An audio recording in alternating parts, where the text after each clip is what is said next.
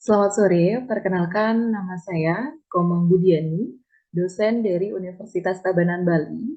Bidang ilmu saya adalah bioteknologi pertanian. Spesialisasi mata kuliah yang saya ampu adalah genetika tumbuhan.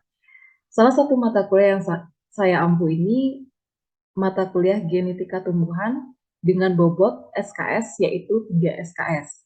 Dan sebelumnya saya ingin menyampaikan terlebih dahulu mengenai deskripsi singkat dari mata kuliah yang saya ampu, yaitu mata kuliah genetika tumbuhan, luaran yang diharapkan dari mata kuliah genetika tumbuhan, dan metode yang saya lakukan ataupun yang saya gunakan setiap perkuliahan. Yang pertama, terkait dengan deskripsi singkat dari mata kuliah yang saya ampu, yaitu mata kuliah genetika tumbuhan, mempelajari mengenai pengertian genetika tumbuhan dan dasar sejarah genetika. Dasar-dasar pewarisan Mendel, interaksi gen dan penampakan gen, penyimpangan semu hukum Mendel, menjelaskan genetika kromosom, mutasi gen, penyebab mutasi, serta akibat dari adanya mutasi. Eksistensi gen, proses informasi genetik, genetika populasi, serta pewarisan sifat kuantitatif. Nah, itu yang terkait dengan deskripsi singkat mata kuliah yang saya ampu di mata kuliah genetika tumbuhan. Sedangkan luaran yang saya ingin capai dari mata kuliah ini adalah mahasiswa mampu menjelaskan bagaimana pengertian genetika tumbuhan dan dasar sejarah genetika. Dasar-dasar pewarisan Mendel, interaksi gen dan penampakan gen, serta juga dalam penyimpangan semu dari hukum Mendel tersebut dan menjelaskan genetika kromosom dan mutasi gen serta penyebab adanya mutasi dan terjadinya mutasi tersebut. Begitu juga dengan substansi gen, proses informasi genetik, genetika populasi, serta pewarisan sifat secara kuantitatif. Nah, itu dari adanya luaran yang ingin dicapai dari mata kuliah genetika tumbuhan. Sedangkan dalam hal ini dilanjutkan dengan metode yang saya gunakan dalam perkuliahan tersebut adalah ataupun teknik pengajaran yang saya lakukan adalah metode yang pertama adalah adanya delivery ataupun transfer informasi ataupun ilmu yang saya pahami terkait dengan genetika tumbuhan dengan penyampaian materi yang baik secara offline ataupun online, dan materi setiap pertemuan dengan bahan ajar yang sesuai dengan uh, RPS yang sudah saya sampaikan ataupun saya berikan dengan adanya pertemuan yang dilaksanakan selama 14 kali pertemuan dan 2 kalinya yaitu adanya UTS dan UAS. Sehingga dalam hal itu dalam suatu pertemuan ini materi yang bisa saya sampaikan dalam pertemuan masing-masingnya. Dan mengenai pengertian genetika tumbuhan dan dasar sejarah genetika serta materi-materi yang sudah perlu dipahami dari mahasiswa terkait dengan materi genetika tumbuhan ini, baik dari pewarisan Mendel sampai pewarisan sifat kuantitatif yang sudah saya jelaskan pada deskripsi singkat dari mata kuliah tersebut. Dan yang kedua adalah dalam teknik pembelajaran saya, yaitu menggunakan interaction, yang dimana bisa dikatakan adalah setelah saya memberikan materi pada saat pertemuan-pertemuan perkuliahan, baik itu secara ceramah offline ataupun online, maka mahasiswa diwajibkan ya untuk merespon apa yang sudah saya sampaikan selama perkuliahan, baik berupa pertanyaan ataupun tanggapan yang mereka sudah memulai untuk memahami dari materi yang saya berikan setiap pertemuan tersebut. Sehingga terjadinya perkuliahan ini bisa dilakukan secara dua arah ya. Jadi tidak adanya ceramah saja dari dosen, tetapi diterima dengan baik ataupun diberikan responnya dari mahasiswa tersebut. Dan yang ketiga adalah asesmen, di mana adanya penilaian dari dosen terhadap mahasiswa terkait dengan sesuai dengan RPS yang saya berikan pada saat pertemuan pertama ataupun pengenalan terkait dengan RPS yang perlu dipahami oleh mahasiswa, dan pada saat itu pun di sana dijelaskan materi-materi yang sudah didapatkan serta penilaian-penilaian itu berada pada saat pertemuan UTS ataupun UAS. Nah, demikian terkait dengan apa yang saya lakukan dalam pembelajaran saya mengenai genetika tumbuhan.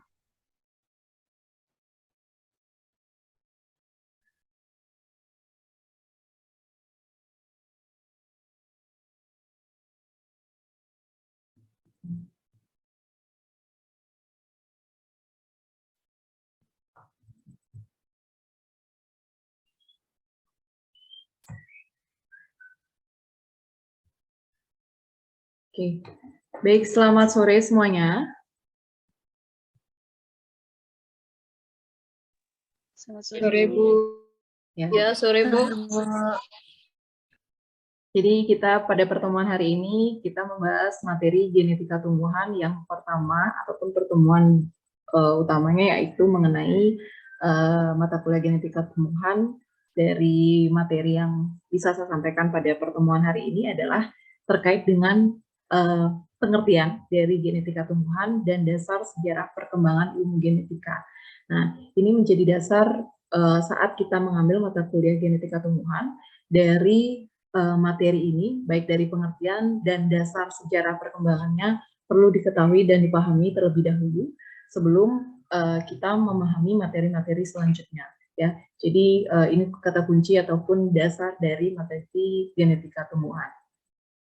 Baik, dalam pengertian genetika tumbuhan yang bisa disampaikan dalam pertemuan hari ini adalah yang banyak secara umum sudah dijelaskan ataupun yang sudah menjadi pengertiannya masing-masing, yaitu suatu kajian tentang kehidupan dan organisme hidup, gitu ya. Adanya kehidupan dari makhluk hidup ataupun di mana termasuk dari struktur dan disebut sebagai patologi tumbuhan. Sehingga pada genetika tumbuhan akan mempelajari juga tentang pewarisan sifat, khususnya baik itu tumbuhan ataupun makhluk hidup lainnya. Nah, pada mata kuliah ini kan kita akan membahas tentang genetika tumbuhan, bagaimana pewarisan sifat yang terjadi pada tumbuhan ataupun tanaman. Nah, penurunan sifat telah diketahui bahwa sifat makhluk hidup dikendalikan oleh gen. Gen adalah sepenggal DNA yang terdapat di dalam kromosom. Pada pengertian ini, gitu ya, adanya penurunan sifat yang telah diketahui yang memiliki ataupun berasal dari gen tersendiri yang paling penting dan akan menjadi yang paling utama saat membahas terkait dengan pewarisan sifat tersebut, karena mereka yang akan menjadi kunci ataupun gen yang akan menjadi kunci saat adanya suatu pewarisan sifat tersebut, ya. Jadi itu yang dikatakan bahwa penurunan sifat telah diketahui memiliki arti sifat makhluk hidup untuk dikendalikan oleh gen. Nah, di dalam genetika tumbuhan, selain kita mempelajari tentang gen, bagian dari gen tersebut juga ada bahan ataupun mengenal tentang protein. Yang dimaksud dengan hal ini adalah berguna untuk melancarkan reaksi di dalam tubuh maupun sebagai saat pembangun di dalam tubuh. Itu di dalam tanaman, dan jika pun gen ini akan berubah, gitu ya, maka sifat makhluk hidup juga akan mengikuti perubahan. Gitu. Oleh karena itu, gen dikatakan sebagai materi genetik pengendali sifat dari makhluk hidup seperti tadi yang sudah dikatakan. Karena kata kunci dari genetika tumbuhan ataupun materi genetika tumbuhan ini adalah banyak akan mempelajari gen yang utama, gitu ya, yang menjadi sumber dan dasar dalam genetika tumbuhan. Nah, tadi mengenai pengertian. Sudah dijelaskan terkait dengan pengertiannya, bagaimana dengan perkembangan ataupun sejarah dalam ilmu genetika tumbuhan. Itu banyak sekali sudah dilakukan ataupun sudah terjadi setiap zaman ataupun waktu, ya, baik dari ilmuwan yang ditemukan oleh Gregor Mendel yang menyatakan pada tahun 1866 perkembangan ilmu genetika ini sangat mengalami banyak pengujian tersebut terkait dengan genetika tumbuhan. Gregor Mendel pada 1866 dia melakukan persilangan pada tanaman kacang hercis. Banyak dia lakukan saat dia melakukan tanaman kacang hercis ini dalam persilangan dengan tujuan ataupun yang utama memiliki keuntungan ataupun kepentingannya dari kacang tersebut bisa digunakan untuk pengujian dalam pewarisan sifat tersebut Gregor Mendel melakukan pada kacang Ercis, ya. Dan 1882 Fleming juga mengatakan bahwa memberikan nama kromatin pada bagian nukleus yang dapat menyerap satu warna. Sehingga dalam hal ini perkembangan zaman dari zaman gitu ya untuk genetika tumbuhan ini semakin banyak dibuktikan oleh ilmuwan-ilmuwan pada saat itu. Nah, 1900 Hugo juga menyatakan ataupun menemukan kembali hasil percobaan Mendel. Nah, ketika pada saat perkembangan-perkembangan ini terjadi sampai akhirnya dinyatakan bahwa setiap genetika tumbuhan ini memiliki waktu ataupun zamannya masing-masing dari temuan-temuan masing-masing ilmuwan. Sampai pada saat kondisi yang dikatakan bahwa 1902 Lawrence menyatakan adanya hubungan yang dekat antara pemisah gen-gen yang berdasarkan dengan reduksi kromosom. Begitupun yang bisa dikatakan pada perkembangan-perkembangan di ilmu genetika tumbuhan. Nah, bagian ilmu genetika itu paling dasar tadi sudah dikatakan adalah gen. Selain itu juga ada DNA yang merupakan materi yang membentuk kromosom yang paling penting dan juga merupakan informasi genetik di dalam tubuh makhluk hidup. Ya, jadi merupakan informasi terpenting dalam tubuh makhluk hidup. Dan yang ketiga adalah bagian ilmu genetik itu adanya kromosom. Bisa dikatakan kromosom ini adalah unit genetik yang terdapat dalam setiap inti sel pada semua makhluk hidup. Nah, kondisi ini ataupun yang deret yang menjadi kepentingan ataupun utama dari fungsinya ini dari bagian ilmu genetik juga salah satunya kromosom. Nah, bagaimana ciri-ciri gen yang terjadi ataupun yang kita pahami, yaitu merupakan faktor keturunan yang terdapat dalam suatu kromosom, dan gen merupakan materi yang kompak dan mengandung satuan informasi genetik yang mengatur sifat-sifat yang menurun ataupun turunannya nanti. Serta gen akan mengatur berbagai macam karakter fisik maupun psikis. Dan gen terletak di dalam kromosom yang disebut lokus. Nah, begitupun juga ciri-ciri gen yang lainnya yang bisa disampaikan pada slide ini, yaitu memiliki sifat yang dominan ataupun resesif juga, ya. Pada kondisi ini memiliki ciri-ciri gen kurang lebihnya seperti ini. Nah, genotip adalah susunan gen yang tidak tampak dari tubuh. Itu merupakan bagian dan juga dari ciri-ciri gen tersebut. Dan genotip, fenotip itu merupakan sifat yang terlihat dari luar tubuh manusia ataupun tanaman. Nah, sifat-sifat gen memiliki kondisi dan bagiannya sendiri, gitu ya, yang mengandung informasi genetik dan dapat diduplikasikan atau digandakan. Dia juga bisa membelah sehingga mempunyai tugas khusus sesuai dengan fungsinya masing-masing. Dan kerjanya juga ditentukan oleh susunan kombinasi basa nitrogennya. Nah, tadi sudah dikatakan ciri-ciri dan pengertian dari gen tersebut. Bagaimana fungsi yang bisa diperankan oleh gen tersebut adalah untuk mengatur perkembangan dan proses metabolisme individu dan menyampaikan informasi genetika kepada generasi berikutnya sebagai penentu sifat yang telah diturunkan. Nah, fungsi gen ini sangat diperankan ataupun dibutuhkan pada ilmu genetika tumbuhan. Ya, jadi mengatur perkembangan proses metabolisme individu baik itu tanaman dan menyampaikan informasi genetik kepada generasi berikutnya. Karena saat kita tahu bahwa setiap tanaman ataupun persilangan terjadi, itu pasti kita akan mencari kondisi bibit yang baik ataupun yang terbaik untuk dikembangkan. Sehingga itu juga merupakan bagian dari informasi genetika yang bisa dimanfaatkan. Nah, bagaimana pemanfaatan genetika terhadap pertanian? Ini merupakan nyambung sedikit untuk hubungannya terkait dengan pertanian, karena kita akan membahas terkait dengan genetika tumbuhan ini paling utama yaitu di tanaman ataupun tumbuhan. Yang terkait dengan genetika tumbuhan untuk pertanian ini baik dalam produksi maupun yang lainnya, sehingga pada teknik-teknik rekayasa genetik juga digunakan dalam upaya merakit bibit-bibit budidaya pertanian. Ya, sama tadi saya katakan bahwa gen ini akan menentukan ataupun pewarisan sifatnya akan diturunkan pada generasi selanjutnya yang bisa dipersilakan dalam tema rekayasa genetik untuk bibit-bibit budidaya yang selanjutnya bisa dilanjutkan atau dihasilkan lain. Ya, meningkatkan hasil produksi yang utama. Itu paling singkat dan jelasnya terkait adanya pemanfaatan genetika terhadap pertanian.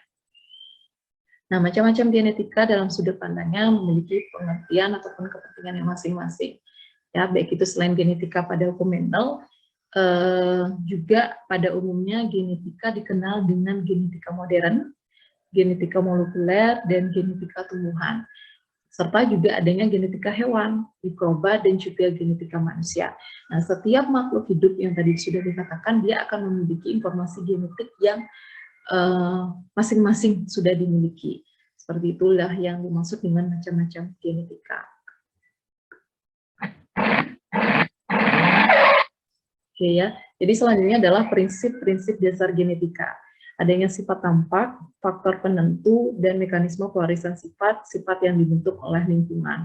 Nah, dengan adanya prinsip-prinsip dasar dari genetika, ini juga dipengaruhi oleh beberapa hal, ya, baik itu dalam lingkungan, inti sel, dan diwariskan ataupun tidak diwariskan. Itu adalah merupakan bagian dari prinsip dasar genetika.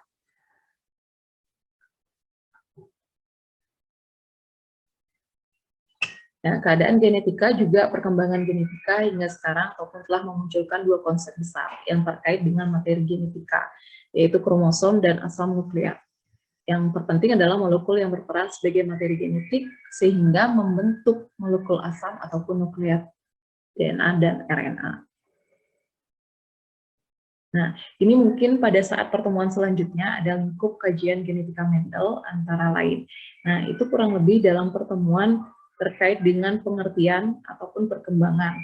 Sedangkan untuk selanjutnya terkait dengan lingkup kajian genetika Mendel itu banyak yang akan kita bahas dalam pewarisan sifat yang sudah dilakukan Mendel pada kacang ercis, gitu ya, itu dalam pembuktiannya. Nah, maka pada saat ini lingkup kajian genetika Mendel itu kurang lebihnya akan dibahas pada pertemuan selanjutnya. Tuh. Pada pertemuan kali ini mungkin bisa disampaikan hanya pada saat pengertian dan perkembangan secara singkat ataupun bisa dikembangkan dengan pada garis besarnya saja, gitu ya. Nanti kurang lebihnya akan banyak kita diskusikan pada sesi diskusi dari mahasiswa ataupun kepada dosennya, gitu ya. Jadi mungkin kurang lebihnya untuk materi yang bisa saya sampaikan pada pertemuan hari ini terkait dengan pengertian dan perkembangan ilmu genetik, kurang lebihnya seperti itu. Kalau ada yang mau ditanyakan, silakan.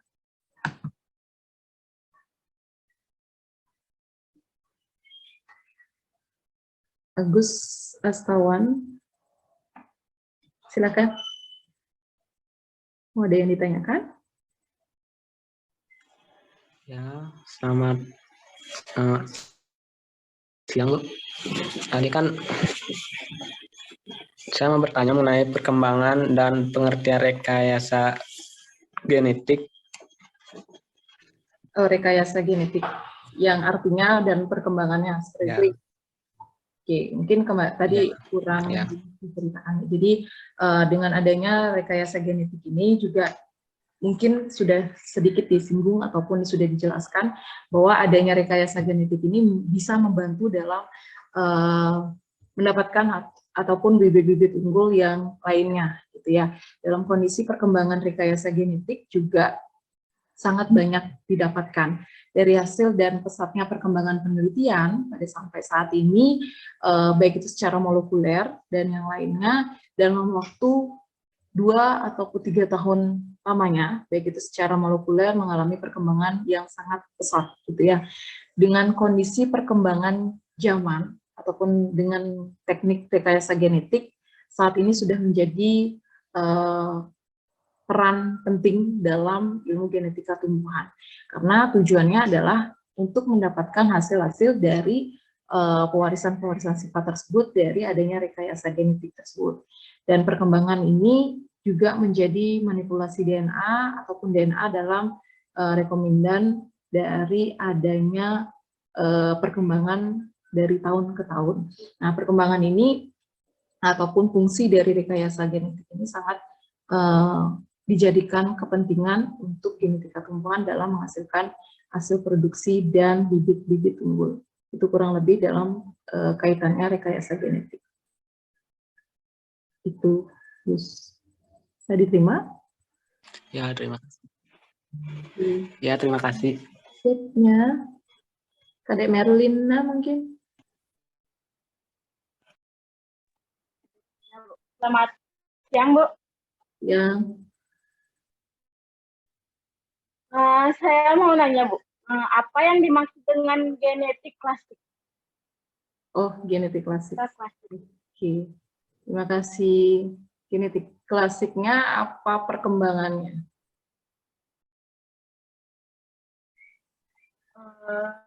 Perkembangannya ya? Genetika klasik, ya perkembangannya. Oke, baik. Dari perkembangan genetika tumbuhan ini kan sudah mengalami dari zaman ke zaman, gitu ya. Perkembangan dari kondisi yang sangat berpengaruh. Ya.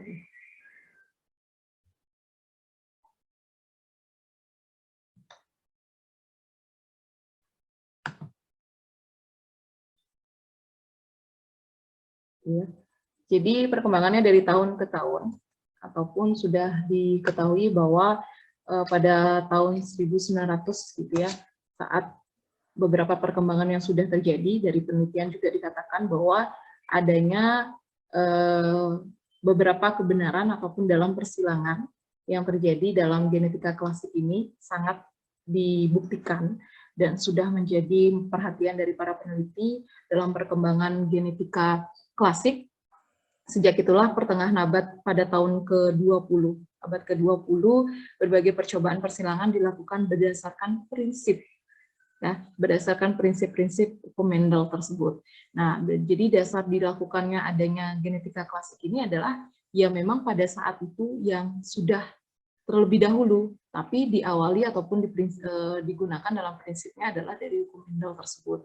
Dalam percobaan persilangan yang didasarkan pada prinsip-prinsip Mendel, sehingga hal ini dikemudiankan untuk disimpulkan bahwa memang perkembangan zaman itu ataupun dalam genetika klasik ini sangat berawal ataupun berada pada kondisi dasar dalam perkembangan, gitu ya, itu pada abad ke-20. Nah, itulah perkembangan yang terjadi pada genetika klasik, sehingga banyak peneliti-peneliti, kurang lebih 3 peneliti termasuk Hugo, yang menyatakan bahwa itu sudah menjadi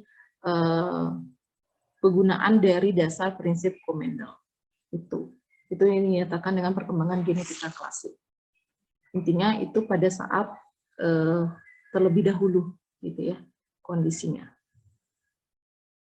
Oke, baik. Ada lagi? Ajis mungkin?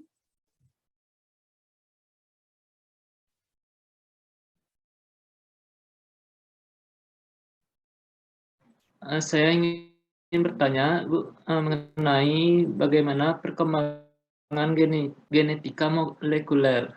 Oke.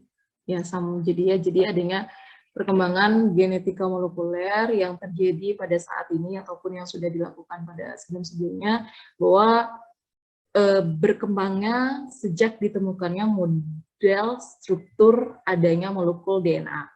Dan perkembangan ini baik itu oleh Watson ataupun Crick pada tahun 1953, ya. Adanya penemuan ini disebabkan oleh perkembangan yang begitu pesat, sehingga genetika molekuler ini bisa dimanfaatkan ataupun dikembangkan pada cabang ilmu biokimia. Dimulai dari awal abad ke-20 sampai pada ahlinya genetik sangat tertarik untuk mengetahui lebih dalam tentang hakikat materi genetik, sehingga kondisi pada saat ini perkembangannya menjadi dasar, gitu ya, juga adanya model struktur molekul DNA. Sehingga pada kondisi ini mengenai sifat biokimianya pada tahun 1920-an, kemudian sekitar pada tahun 1940 terungkap bahwa senyawa materi genetik juga berawal dari adanya DNA. Nah, begitulah perkembangannya terkait dengan genetika molekuler yang berkembang sejak ditemukannya model struktur molekul DNA, gitu ya. Jadi adanya genetika molekuler maupun yang lainnya ini sudah memiliki perkembangannya masing-masing. Gitu. Oke, itu kurang lebihnya dalam penyampaian pertanyaan dari masing-masing mahasiswa. Ada lagi?